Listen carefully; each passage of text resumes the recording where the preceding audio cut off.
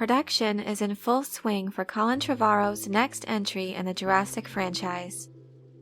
Filming for Jurassic World Dominion resumed in July of 2020 under strict health and safety measures. Currently, the film is set to premiere on June 11th of 2021. This installment, perhaps most notably, is set to unite the lead characters of both Jurassic franchises and will feature a reunion of the much-beloved original Jurassic Park trio. Sam Neill's Dr. Alan Grant, Laura Dern's Dr. Ellie Sattler, and Jeff Goldblum's Dr. Ian Malcolm. However, just how much of them we get to see in this film has been a subject for debate and skepticism. Sam Neill recently addressed the extent of his and his fellow Jurassic alums' involvement in this new film in an interview with Yahoo Movies UK. He said, quote, "We're all the way through the film, Jeff and me and Laura." He also added that he probably won't be running quite as fast as 27 years ago. His assurance was certainly nice to hear. However, considering how much marketing and hype was centered around Jeff Goldblum's appearance in Fallen Kingdom, which only amounted to a glorified cameo that bookended the film, it's definitely understandable that fans are still skeptical of whether or not the original trio will be given substantive roles in the upcoming installment. These doubts are something that writer and director Colin Trevorrow appears to be attempting to address. He recently opened up about how much the legacy characters will be featured in this new film in a roundtable interview for the new Netflix series Jurassic World Camp Cretaceous. Trevorrow was quoted saying, "This is the movie that I've been waiting to make from the beginning. It's the one that we have spent the past 2 movies building to. It really was part of a larger story and part of the design. And I think people may be underestimating the size and importance of Laura Dern and Sam Neill and Jeff Goldblum's characters in this movie. It is very much an ensemble, and that includes the ability to take these beloved characters from almost 30 years now and understand how they interact with each other in the context of a world that we've really never seen before and have not been able to witness until now. It's very exciting for me. I'm having the time of my life." Trevorrow's passion for this film and appreciation for the legacy characters is certainly undeniable. However, I can't help but be reminded of similar assurances that were made to fans of the Star Wars franchise when it was announced the legacy trio of Han, Luke, and Leia would have significant roles in the Disney sequels.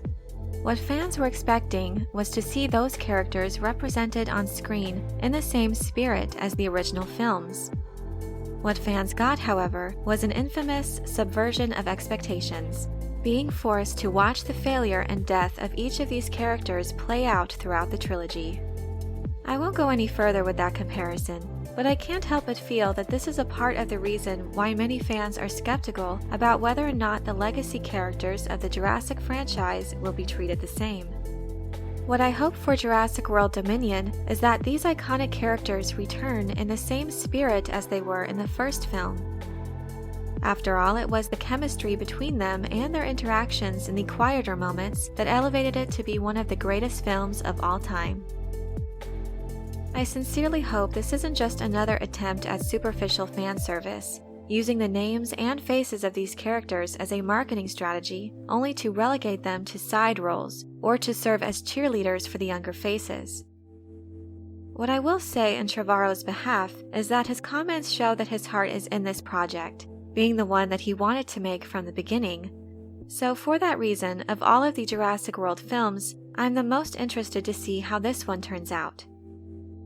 It would certainly be a sizable undertaking to have the featured characters of these 2 trilogies meet and interact in a meaningful way that strikes a balance between respecting the established legacy characters and featuring the continued story arc of Claire and Owen.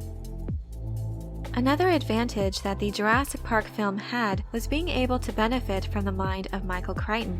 Sadly, they haven't had that luxury with these new films, so it appears to be a roll of the dice as to whether or not the screenplay for this new film will be able to strike that balance. What also struck me as odd about this statement made by Trevorrow was that this was the film he's been waiting to make all along. If that's the case, then that serves as a possible explanation as to why the first 2 Jurassic World entries had some serious issues. To many viewers, those films felt like the result of sloppy and lazy storytelling. This, of course, reached its peak with the most recent installment, Jurassic World: Fallen Kingdom. And while that film was a box office success, grossing over $1 billion, critics and fans both seem to agree that overall, it was a massive disappointment. At times, it felt very disjointed, with clunky subplots, nonsensical villains, and several moments that audiences found implausible and immersion-breaking. For many, it seems that these recent sequels have failed to capture the same magic and suspenseful yet enchanting atmosphere that made the original film so iconic and beloved. I'd like to see if Trevorrow and the studio can address some of these issues with the previous films, or if they're even interested in doing so given how much money the previous installment made. It seems possible that this newest film might make a return to form in the same spirit as the original movie. In 2019, a short film directed by Trevorrow was released entitled Battle at Big Rock. This was set 1 year after the events of Fallen Kingdom as a family camped in a fictional park in Northern California. The response to this short film was very positive, with some regarding the entry as by far the best in the Jurassic World series, and a film that had everything a Jurassic Park fan would want. Hopefully, Universal and the production team behind Jurassic World Dominion can take note of the differences in approach and in the critical reception between Fallen Kingdom and Battle at Big Rock, using this as a guide for which direction to take the newest installment. With this news about the role of the original cast, I will say that the decision to feature these iconic characters, on its face, seems like a great first step. However, the choice to include them needs to be followed with a proper effort to feature them in a way that will leave die-hard Jurassic Park fans satisfied. As usual, I'm choosing to remain cautiously optimistic about this upcoming installment. But I'm curious to hear what you think about the director's comments. Are you looking forward to this film, or not so much? How did you feel about the previous installments in this franchise? And do you think the creative team involved with this new Jurassic World film will have what it takes to capture the spirit of the original? Let me know your thoughts in the comments section below. I hope you enjoyed this video. Leave a like if you did, and be sure to subscribe for more sci-fi and fantasy content. Thank you all so much for your support, and as always, have a very nerdy day.